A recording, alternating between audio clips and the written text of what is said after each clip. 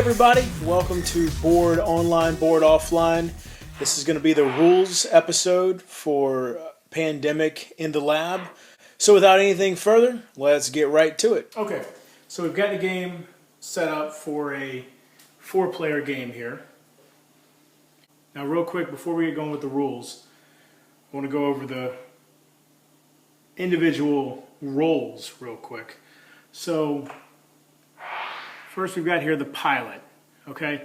Now he's got a pretty cool power actually. He's pretty unique in that he doesn't use, you don't discard city cards in order to move with him. Instead, his ability allows him to move anywhere within 3 connections. So he can move to Washington or to New York or from Atlanta to London as one action. And again, he doesn't discard any city cards to do this. In addition, he can take somebody with him to any place he goes. So, he could take the virologist with him from Atlanta to Lima in one action. Now, the pilot is not able to use any of the normal movement actions. The only thing he can do is that right there, go within 3 connections and take someone with him. But really, when you've got that ability, then there's no real need for anything else. Even though I suppose it could make it a little bit limited. Whereas somebody could move from one side of the board all the way to the other side with one action, discarding a card, he's going to have to hop through a few cities. The next one we're going to look at is the virologist. Now, her power allows her to discard a city card and remove 1 cube of that color from any city on the board. So really you can use her, let's say you've already got the cure for blue. Then whereas a lot of times you'll discard blue cards to get down to the hand size that you need, with a virologist maybe you're going to hold on to those and discard them as an action during your turn in order to take out those cubes of some cities that are getting ready to go critical. The other thing the virologist can do is when you discover a cure, let's say you need, in the case of in the lab, which we'll get to this in a moment, you're only going to need 3 city cards to discover the cure for that portion of the game. So let's say you're trying to find the blue cure. The virologist is able to discard the 2 initial city cards of blue, but she doesn't have the third that she needs. So then she can discard 2 reds or 2 yellows to replace the 1 blue that she's missing. So here we've got the local liaison, and her power is she's able to interact with other pawns that are in the same color city as she is. So let's say she was here in Miami, and this pawn is over here in Lagos. The local liaison is able to pass off a city card, a yellow city card, so a city card of the same color that she's in, to anyone else in a city of the same color. And that can be very useful. Then we've got the field director, and his power allows him to treat a disease. So let's say we've got him right here. He's in Cairo. He can use 1 action to treat a disease in any city connected to him. So he can use 1 action to treat Algiers, and then another action to treat Khartoum, all while staying in Cairo. The other thing he's able to do is, let's say the virologist is in a city connected to him as well. He's able to move any pawn in a city connected to him 1 space. So you move the virologist to him, or move the virologist to Moscow, or Milan, anything. Basically, take 1 connection as long as they are within 1 space of where he is. Okay, now let's take a look at the 3 events that come with this. You've got the infection zone ban, and what this is going to do, let's assume you had both Essen and Paris have 3 cubes. And let's say you pulled, on the infect city step, you pulled Paris. Normally it's going to cause a chain reaction. You're going to have a whole big mess in your hands. The event infection zone ban allows you to ignore that. Not only on your turn, but you play this, you keep it in front of you, and for every player after you until it gets back to your turn, this is effective. So potentially in a 4-player game, you'd for 4 turns have no chain reactions whatsoever.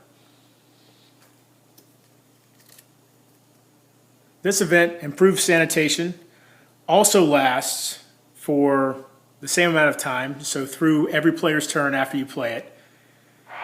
And it allows you to treat 1 additional cube of the same color. So if this was being played, if that was out, and the liaison was up here, instead of using 1 action to treat 1 cube, she could treat 1 action, or treat 2 cubes with 1 action.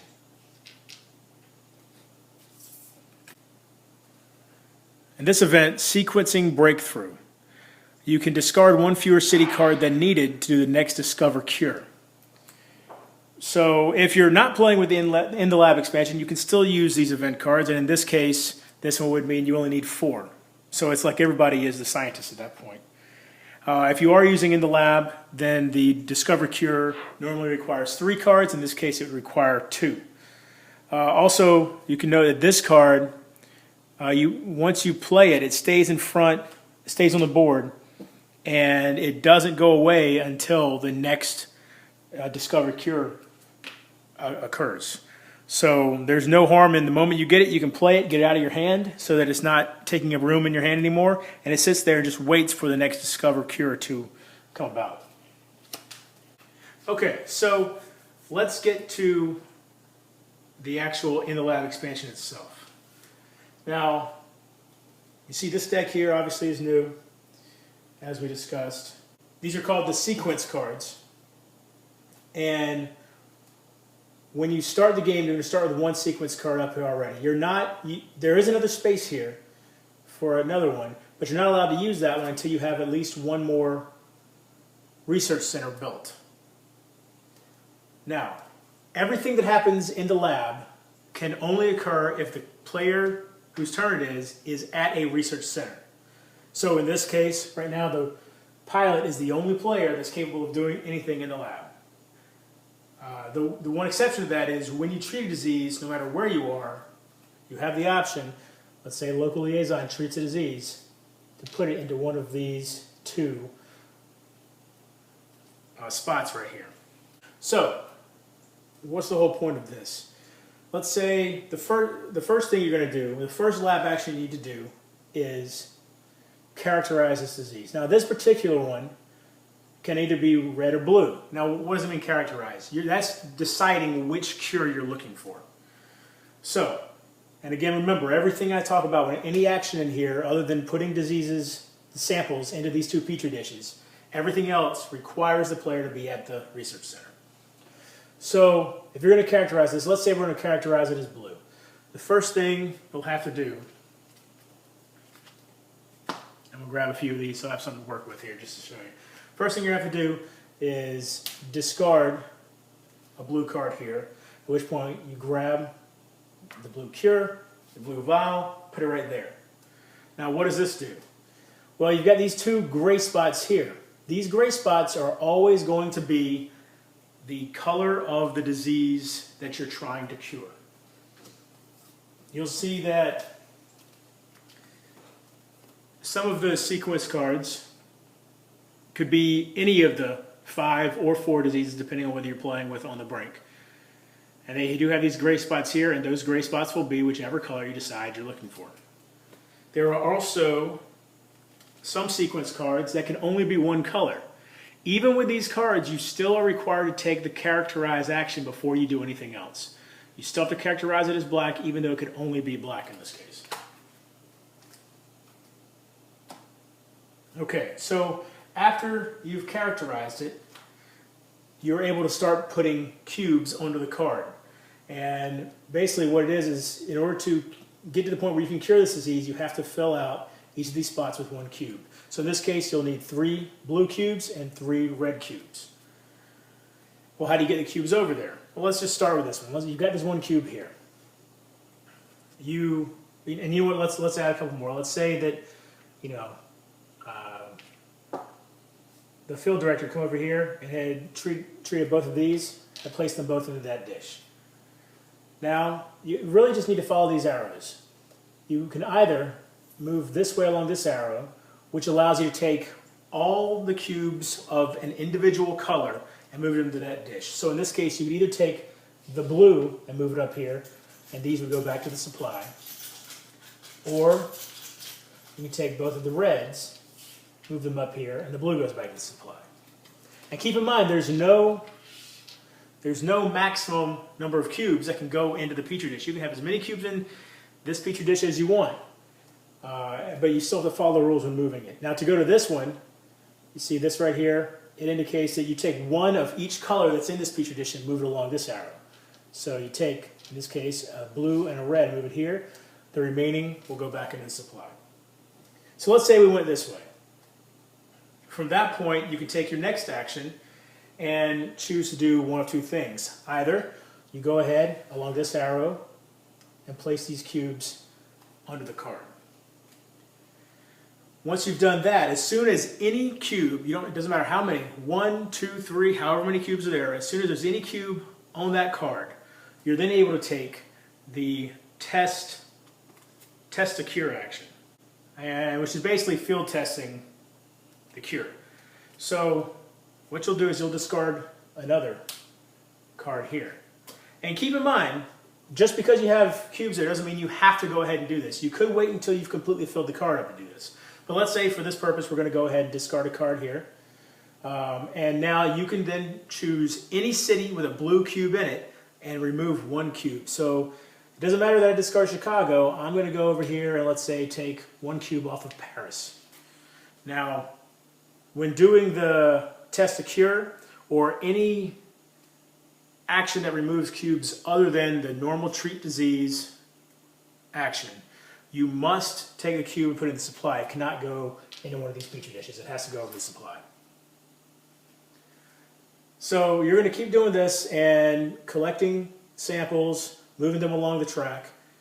One other thing, let me show you this. So let's say we've collected another red, another blue.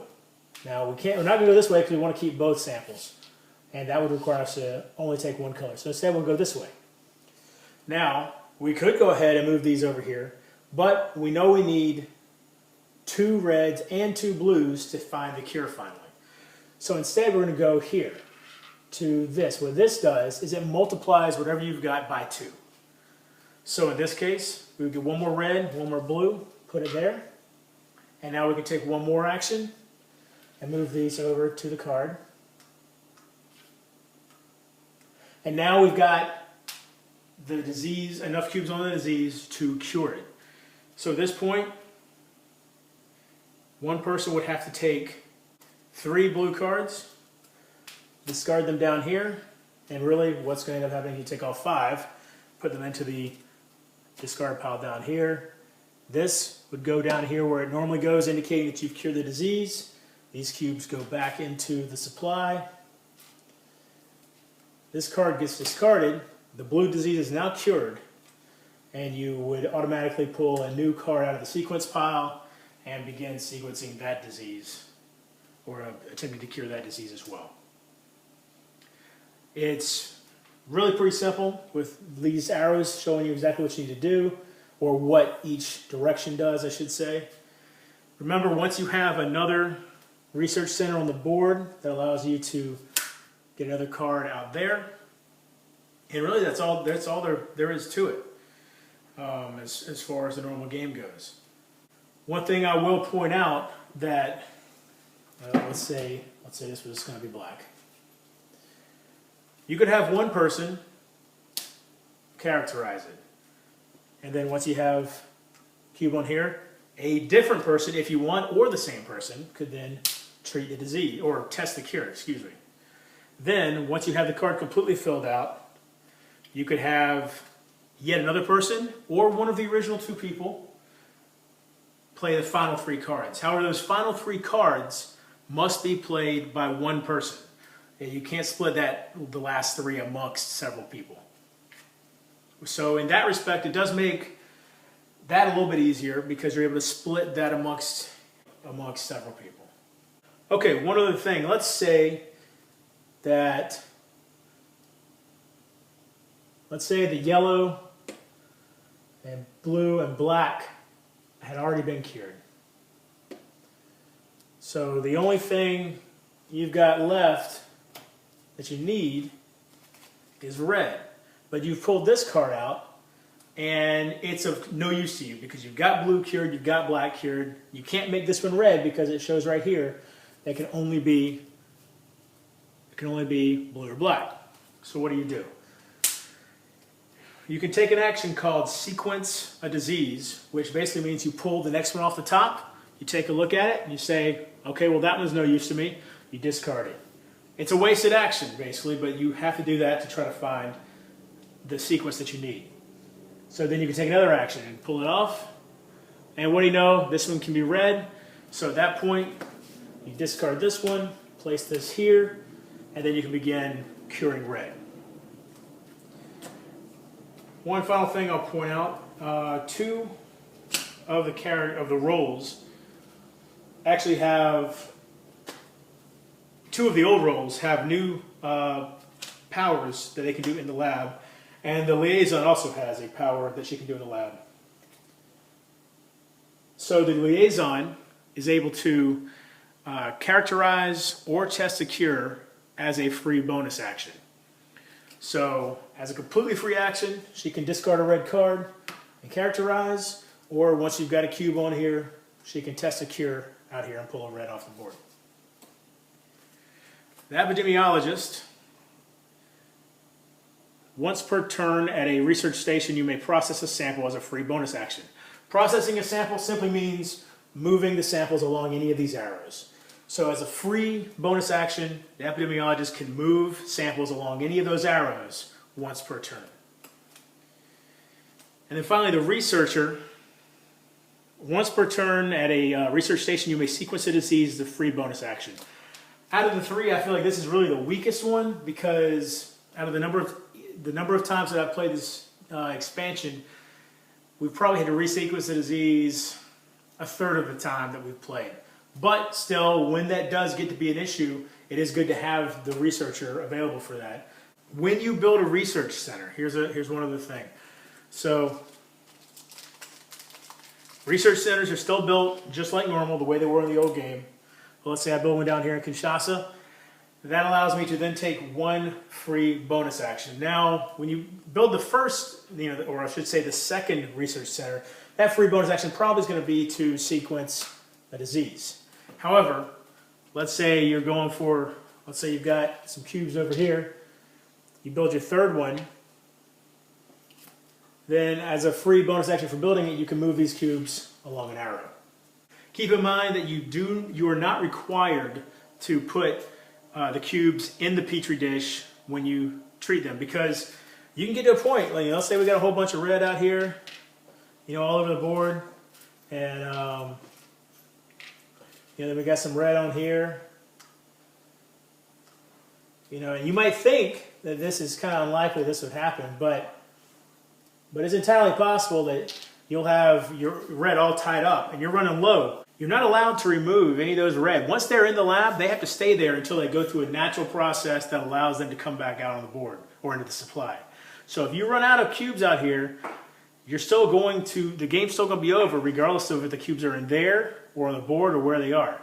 So if you're over here and you treat a disease, you're not required to put it into the lab. You can put it back into the supply. All right, thanks for watching. I appreciate y'all taking the time to watch my video here. If you have any questions or comments, be sure to leave them in the comment section below. And next time we'll have a hopefully full playthrough of Pandemic in the Lab. Didn't work out when I did it for Rampage. The audio was terrible. I'm going to try something a little bit different, so hopefully this time we'll be able to get the full playthrough on for you. Until next time, Remember, if you're bored online, bored offline.